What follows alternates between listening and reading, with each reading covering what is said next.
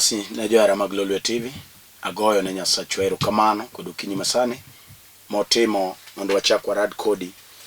Iluonga Reverend Ayub an wuod Nyakach kamoro ni Kandaria. Ang'eyo ni jo Nyakach duto te sudo machiegni mondo winj chenro mar ler mar Jehova ma kawuono sani kod oganda duto te ma winja kamoro amora ma intie, ibedo Mabei, Mombasa, Nakuru nyaka Elgeyo. Ang'eyo ni chenro ni neno kuonde duto te nyaka pinje maoko. Daher mondo akaw thuolo ni mondo arwaki kendo jaher mar ler mar Jehova mondo iwinj kuom wach ma Ruoth oseloso kawuono gokinyi. Okinyi ne chunya gombo mondo walalre kodi e dakika manok ma Nyasaye otimo mondo waradi e yor yamo. Adwa mondo isom koda e kitabu mar Mariko 2. Abiro somo matindo tindo 1 nyaka 5. Adwa ni mondo isom koda e kitabu mar Mariko 2 matindo tindo 1 nyaka 5. Ka ionge kod muma inyalo bedo gi notebook mondo indiki ang' inyalo somo bang'e e kitabu mar Mariko 2 matindo tindo 1 nyaka 5. Muma wacho niya: bang' ndalo moko Yesu noduogo Kapernaum mi wach nolandore ni entie. Kuom mano ji nobiro mochokore mang'eny nyaka e dhot maonge kata kama bolie loth. Kane oyudo Yesu puonjogi wach maber, jomoko 4 nobiro ire koting'o ng'at man gi tuo athany. Ne ok ginyal chopo ir Yesu nikech ji ne ng'eny ahinya.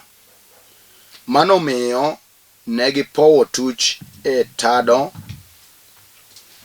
kamochomore gi Yesu. Eka ne giloro ng'atno piny koninde ng'angu. Kane Yesu oneno yie ma jogo nigo, nowacho ni ng'atno niya: wuoda, richoni oweni. Apako Nyasaye mar nyalo mar teko. Mana kaka wacho mokwongo, adwa mondo walalre kodi e thuolo manok ma Nyasaye osetimo. Ndo tok somo wach miwang'i kama intie mondo walam. Wuoro maler, Nyasaye maratego, Ruodh polo kod piny, agoni ni erokamano kod okinyi masani misetimo Nyasaye mondo warade kod wasumbi uganda ni duto te kamoro amora ma gintie. Gisekawo thuolo mondo gibed piny mondo giwinj kuom wach manade misekete lewa mondo akor Nyasaye weche madongo. Duong' miromogo Nyasach Israel ka malaika magi chunge tok wachni misekete chunya. Erokamano Nyasaye nikech ng'wono mitimo Nyasaye ne oganda ni. Irie badi karo marigo kodwa kambi kichalamo kayie e nying loch mar Yesu Kristo. Amen. Mana kaka ulo mokwongo, iluonga Reverend Ayub mar St. Meshach Fellowship Church. Ane piny Nairobi, Kibra, kanye mwachokore kendo waneno nyalo gi teko mar Nyasaye. Achuo dhoga e wach e kitabu mar Mariko 2. Asomo matindo tindo 1 nyaka 5. Muma wacho malong'o kisome kidhi piny nitie gima ne timore kinde no. Mane momiyo Roho mar Nyasaye chuna mondo awuoye ujumbe mawacho ni nyalore kuom yie. Mane wach ma adwa na wuoye kodi janeno mar Lolwe TV. Nyalore kuom yie. Muma wacho ni e kinde no noyudo Yesu oduogo Kapernaum. Bang' kinde manok Yesu noduogo Kapernaum. Noyudo Yesu oduogo Kapernaum. Kama wacho ni bang' kinde manok Yesu noduogo Kapernaum, wach monego igotik en ni nitie kinde mane Yesu osebire Kapernaum. Ne ok en thuolo ne mokwongo mondo bi e piny mar Kapernaum. To sama noduogo Kapernaum, umowacho ni wachno nolandore e gweng' mar Kapernaum ni Yesu duogo. Kendo oganda nochokore mathoth mondo bi kama Yesu nitie. Kila wach moro ni biro ne mokwongo no ochalo kagima oloso biro ne mar ariyo. Nikech nitie kama kidhiye e dhini mokwongo to duoki nyalo bedo matek kaluwore gi gima ne timo kata gima notimore. To mowacho ni bang' kinde manok Yesu noduogo Kapernaum, kendo wach nolandore mi oganda nochokore mang'eny mondo bi owinj puonjne. Owuono wan gi ji kata obed or tibiro yudo ni style manodhigo kamaro mokwongo ok nyal mi orwake kodok. Gimitimo mokwongo nyiso duoki mar ariyo kaka chal. Wan gi joma nodhi to odhi gi dhano turi to chiemo to owe 5,000. Mano kata ni pango mondo idogi joma nyalo biro kanyo onge. Wan ni chuor ng'ane wang'iyogo. Koro dhi mokwongo mane Yesu odhigo Kapernaum emane omiyo dhine mar ariyo ji nowako. Kech none onni gi ranyisi, none gik madongo katimore kanyo. Mowacho ni loch nolandore to ji mang'eny nowako mondo bi owinj puonjne. Kendo ot nopong' maonge kata kama inyalo bole luth kaluwore gik manotimore e dhine mokwongo.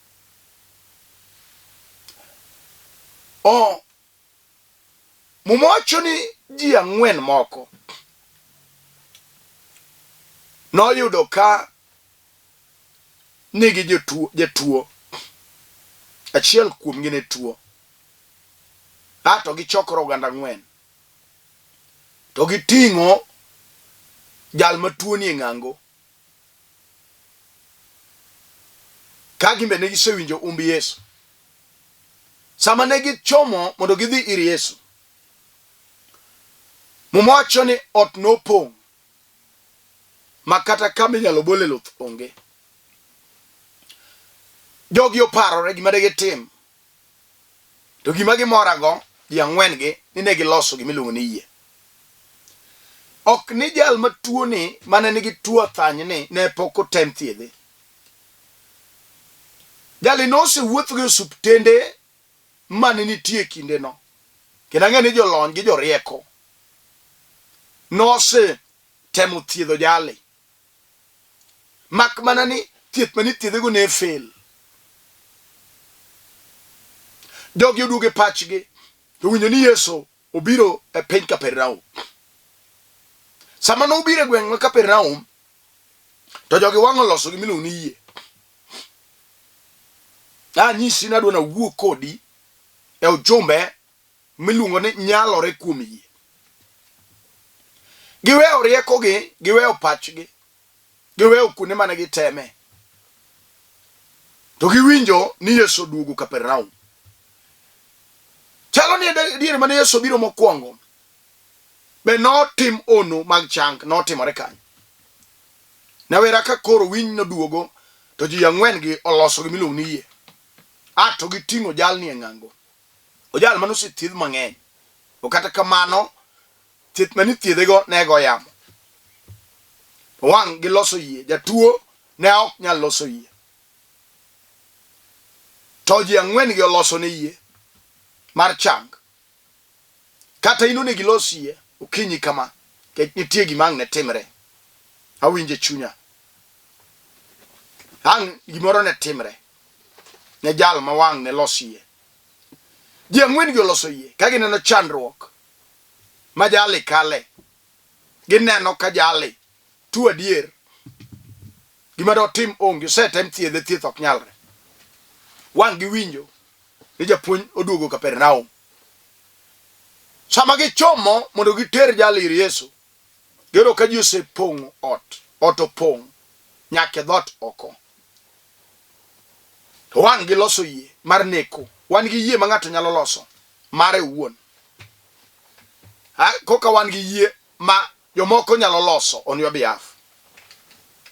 Kech wan gi ng'at ma tuo segi kode level ma koro konya rwako yie. Neno tho. To jomoluore nyalo kawo yie mare. Wan gi nyathi matin ma nyalo loso yie, to min monyuole kata wuon nyalo kawo ne yie. Wan gi kijana ma jochiende oserundo pache, samoro madho kong'o asasa ma pache osewelo, samoro janyasore, samoro janeko ma wuotho gogo ne toke, jal ma wuotho duk machamo pot rabolo, samoro en migogo. Level motunde no oserund pache, ok onyal rwako yie. To min monyuole nyalo kawo ne yie. Owach ni kata tek nyathina ok dhi e lwet Satan. Awi yie mar neko ma dhako ma yie nosechwer igni 12 cha norwako. Okwongo temo go osiptal.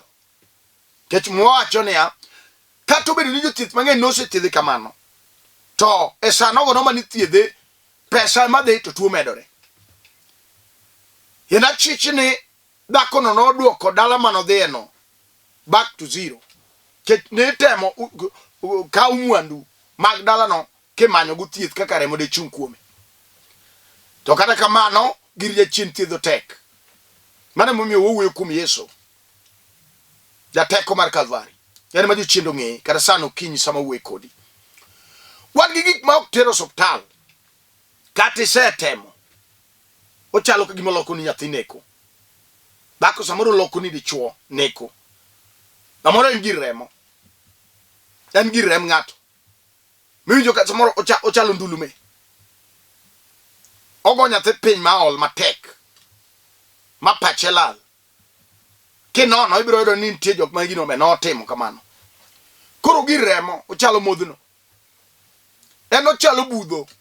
Odhi to gaore to chuo tiende piny. Kawuono biro wuoyo kodi kuom yie mar neko. Nitie gima nyalore ka ng'ato jogi gima time.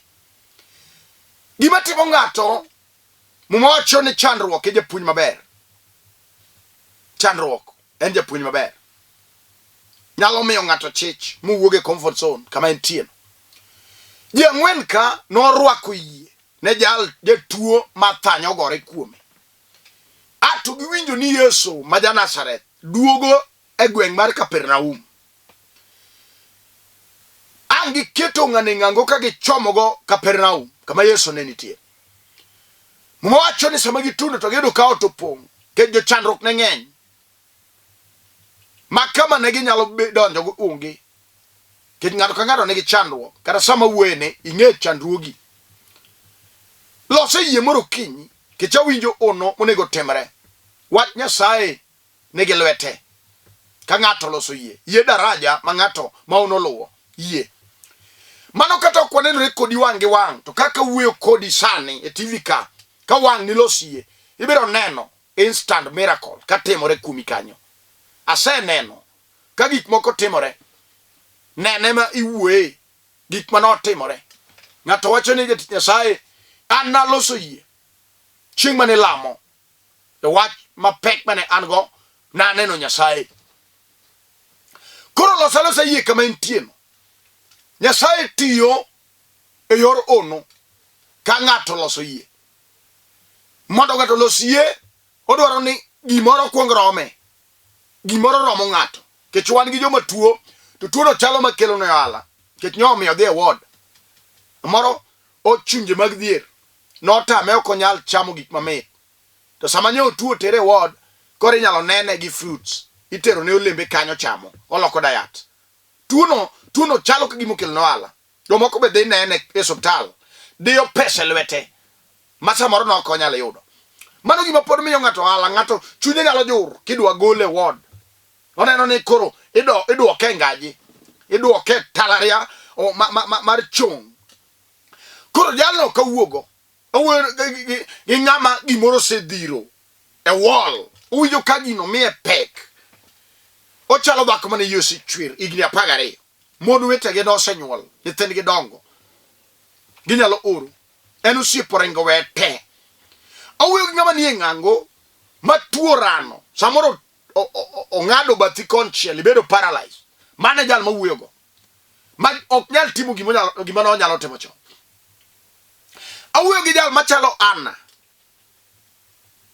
machiel Kana manyiek Penina, jal ma ka ji dhi silo en ipogo ne lemo mathin, dhako malor makelo kasara machamo kuon nono, jal maketho sa ni wuod wegi, jal ema wuoyogo sani en injili biro chome tir, injili ok dew kata obed kok satan manochwoyo ato wacho ni in onge nyathi minyalo nyuol iket piny odagi okala ke matek jochiende mag wiye mag choke mag ogokni mag de machon manong'e manyasi gin ne gimadho goro modonjo gi iye wiyego owiro to nyono ni piny matek nyako matin kata dhako mane ode otami in mon nyuol nyaka jok mane oken toki osenyuol nyithindgi moko ni pipi wan in gino onyono ni matek oyuani ad break wach makelo lweny makata somo wuene kata bedo ni ne tim arus tiwinjo adier kosechak wue toki dayo samoro go matek wacho ni nyarwegini ketho tek wuoda injilo biro ni okinyi rwak na yie okinyi nitie Nyasaye jal mano chweyo polo gi piny ji ang'wen ka urwako yie ne jal mathanyo rano jal mose tem thiedho ok nyalre wagi rwako yie ka gineno chandruok ma jal ni kale kokalo kuom tuo mar athany girwako yie to gichomo piny Kapernaum gichomo Yesu wuon nanga bola Yesu wuon ono mwacho Yesu bane gitundo gido kao to pong kata kama de bole luth onge opong nyaka dhoot opong nyaka oko ogima mora ni yie mwoma yie kata otopo to ne gen gi yie pod mano komiyo gikoso yie kata otopo sama uno dwa temane ne ng'ato to jachien be kelo tactics moko mondo ilose hope iwach ni koro gini ok nyalre awacho na biro wuoyo kodi kuom gima nyalore kuom yie giserwako yie to ka gidhi e piny Kapernaum to giyudo ka ot osepong' nyaka dhot oko jatuo to riyo ka yie be giloso ka gimako lwetgi awuoro yie ratego awuoro yie manyalo omo gimoro loka cha giwuoyo giwacho ni winjo dali ok wadogo kama kech awinjo ka yie to nitie dali nyaka tundiri Yesu mano yie monyono piny makata ji kweri makata ji discourage jomoko nyisi mari ni ok nyalre jomoko nyisi ni bwana in mari ni biro thogo wan gi gir dala gi ng'ato mose timo ji mang'eny ne ka ng'ato rwako yukinyi sani inyalo kalo gir rangach inyalo kalo gima notamo kwaru mono kalo inyalo tamo gimose chamo wagokni mambele ni inyalo kale ka wang' ni rwaki mar neko wacho ni an mano gima ok akale kech awinjore bi Yesu manyalo luoko ng'ato me kal gi rembu mose chamo ji mose geng'o ne ji ochalo Jordan maka ji dhi ka gikanyo to onge ng'ama kalo kila sabor en chuny ran mar fuo ok dwar ng'ama somo idwaro ji modong' chien te joma chal kawuono nyalo kalo gino kirwako yie ne nyithindi iwacho ni kata notama nyithinda nyaka dhi e university mano yie madhako moro nyalo nyamo sani kata pesa onge mwacho ni Nyasaye en wuon fedha gi dhahabu en wang' girwako yie ato gichomo kama Yesu nitie gino ka otopong' giwacho ni kata otopong' wan gi yie mwacho ni gidhi giidho malo ato gitucho tuchi e tado malo e osuch ot gitucho tuchi moro to gilwaro go ng'ani kama ochomore gi Yesu tir mano yie giloro ng'ani mos kama Yesu nitie e ot kanyo mwacho ni ka Yesu noneno yie ma jogi nigo hallelujah nuo dog ne Yesu jateko Ka Yesu noneno yie ma jogi nigo, Yesu nonyiso jatuo ni richoni oweni, richoni oweni. Ka amale ka ngangu ni dhe mano yie eno komule yera tego okochuno mondo omak kata wi nonda oket lwede wiya ka in gi yie nyalore iwinjo wan gi weche matek maka moro ji kale kata sani awinjo ka pek to nitie kata wuoyo kodi isetemo marino ji nyisi ni mano tek nyalore kuom yie gokinyi sani kata en mana ot midwaro nyako isetemo chwo bich wei kawuono nyalo wacho ni nyalore kuom yie ka wang' ni rwakie iwinjo kata tich mimanyo tisemanyo tich in kame donje inondik ni no vacancy papers to ingo malongo nyaka jok mieo gi somo osendiki timo project in gino tami ke samoro giremo awinjo kanyalore kuom yie kawuono okodewore gima ji wacho iwinjo kata dichwo moringo uwei kitagori gi nyithindo dhako Yesu pokoringi Nyasaye wach mondike Isaya ma wacho ni Ruoth Nyasaye okche onyalo ywayo dichwono kama nitie mochako duogi kuom nyalore kuom yie kata in lor mapok noneno nyathi Sara nokaw ne lor to kuom Nyasaye waonge lor wan gi mogwedhi kaka mama wacho ni dhako ne bed gi rem kanyuol onge mondik lor kata migumba yie merwake okinyi awinjo teko gi nyalo mabiro limi jata Yesu nokomulo nonyisense ni amalo richoni oweni gima nyalo miyo yie okti en ka richoni e chunyi wach mondiki e Mariko 11 matino 22 nyaka 26 riche manyalo miyo ng'ato ka igango weche moko mang'eny e chunyi mum Nyasaye wacho niya e Mariko 11 matino 22 mum wacho niya kichake 24 kuom mano awacho ni ka ukwayo gimoro kulemo to yeure chunyu ni usenwang'e mano Mariko 11:24 ni kuom mano awacho ni ka ukwayo gimoro kulemo to yeure chunyu usenwang'e yie en yie maonge kiawa ka ukwayo gimoro kech wan gi joma kwayo chang sama uwene gi tuo gino se chamo pesa to lemo to onge yie samoro ng'ama lemo neni be lemo ne to onge yie ka ukwayo gimoro kulemo to yeure chunyu no senwang'e to nega wuoge jal moro magire oromo uwinjo ka gima time orome odono thegre gi gino okodewre no se ka thuolo marom nade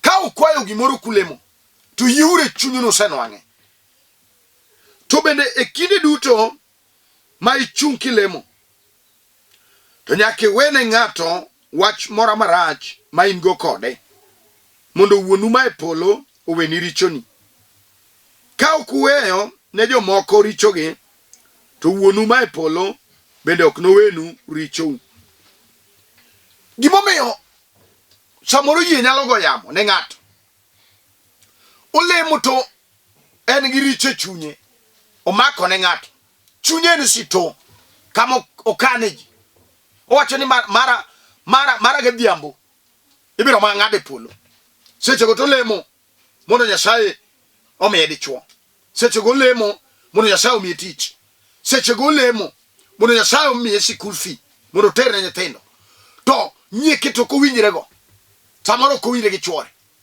samoro kowinjre gi dagi owacho ni mara gi dawa ibiro ng'ade polo muwacho ni e kinde duto mulemo to nyakubed gi yie chunyu ni gimu ulameno usenwang'e to kapo ni in gi wach moro marach gi ng'ato kata gi wadu e chunyi, to nyaka iwene wadu no richone, eka wuoro ma e polo be noweni. Kama watunde no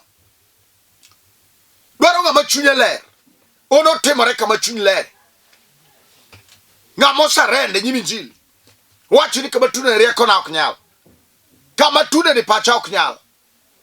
Wan gi gimo kalo mwandu mar ng'ato, wan gi gimo kalo rieko mar somo, wan gi gima dwaro Yesu jateko, en kende ema nyalo gi jochiende e piny Gerasi. Chieng'no nonene ka japuonj nyono yamo apako gengore malich mondo Yesu kikal, ke jochiende mag piny Gerasi be noseng'eyo teko ma Yesu nigo, gikelo wigi ka gikelo apaka. Yesu nyono yamo, Yesu biro, eka jochiende nosarenda ka giwacho ni Yesu wuod Nyasaye, wang'eyi, ibiro ka sa podi. Kata jochiende noketo ni sa midwa san nigo nyithindo, ka uni nyalo rwako yie, iwacho ni nyathine nyaka som. Kata jochiende noketo sa mondo san go keny mari, inyalo rwako yie kawuono, iwacho ni winjo keny ne Nyasaye nogwedho, keny ne chien ok dhigo tek kaneno. Kata umako ni dichuo gi kong'o mar kwaro, mar remo, mar gundgi no, ka uni nyalo rwako yie ne chuori, wacho na golo chuora e okol, kata chalo ng'ama nyang'o mako matek, ka uno kuom yie nyalore. Kata ne pong onge ng'ama nosesomo e dala miaye no, dhako nyalore kuom yie. Kati tuo miwinjo ka udong' dakika matin titho, rwaki yie. Kati bedo paralyzed, kati bed gi kansa momako duondi, kata omako thuno, kata omako ang'o, osetuno stage 4 ma ji mang'eny osetuno motho, iwinjo rwak yie gokinyi, awinjo ka nyalore kuom yie nyalore. Kata idwaro ang'o, kata ohala misechako to podho, awinjo ng'wono monego timre ni ok odewore.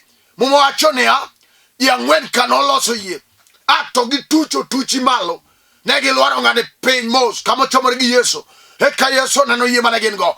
Kata sani yie miselosono changi e changa, kata sani yie miselosono tima ono, kata sani, kata en mana kes miyalo matek motamore, kuom yie nyalore. Onge gima tek manyalo tamo yie, yie ratego, yie gamo gik moko. Kata api no dong' loka komachielo, ng'at machielo matiyo gi api loso se yie ratego biro game. Kata api no ik piny ma jal mono uwe nyingi, ato jal no tho kowacho weche mag kuomi, api ni e bwolo piny. Wan gi yie maratego mabiro ywaye, onge gima tek e nyim Injili. Injili yore, Injili gala gala. Injili nomiyo Lazaro nochier kendo, kata mari nawinjo kanyalore, onge gima tek okinyini. Ere yie miseloso kiwinjo, kata obed ang'o mano kodeo, kata obedi wach miserito kuom kinde mang'eny, kuom yie nyalore. Onge gima tek matamo Injili.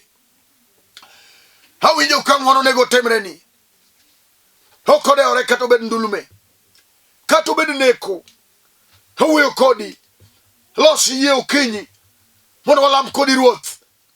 Kata nyari janeko, kata wuodi janeko marengo machamo pot rabolo, die manene wacho ni hawa wuod otieno wiye olokore, kata wiye nomuche sikul, kata majini emomako chunyi.